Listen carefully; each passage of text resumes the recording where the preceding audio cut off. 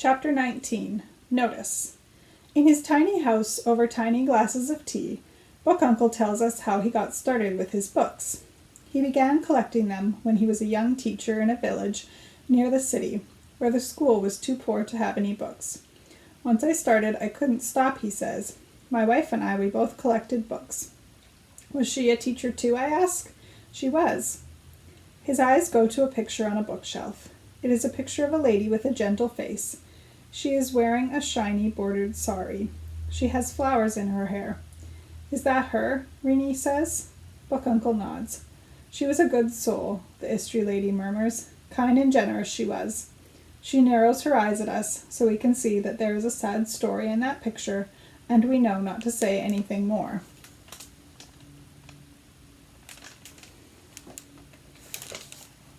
When he retired from teaching, Book Uncle decided to set up his free lending library, where you don't have to sign up and get a card or pay a fee, where even if you have no place to sleep, if you can read a little bit, there will be a book for you.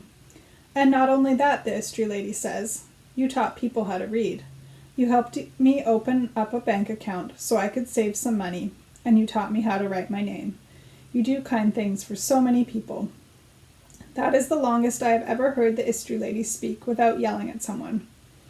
Book Uncle says, people ask me, why don't you charge for the books you lend? But you see. He waves a hand around him. What do I need money for? I have my little pension, which comes promptly every month, and the landlady is kind enough not to raise my rent. Only now they're not going to let you give your books away, the Istri lady says.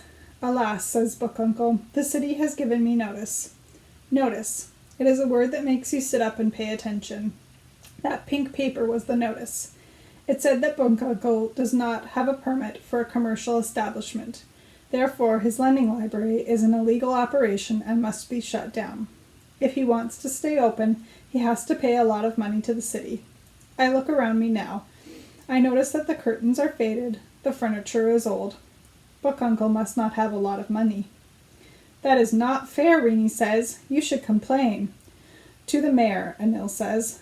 Book Uncle shakes his head. The notice was from the mayor's office, he says. Maybe it's part of a city project.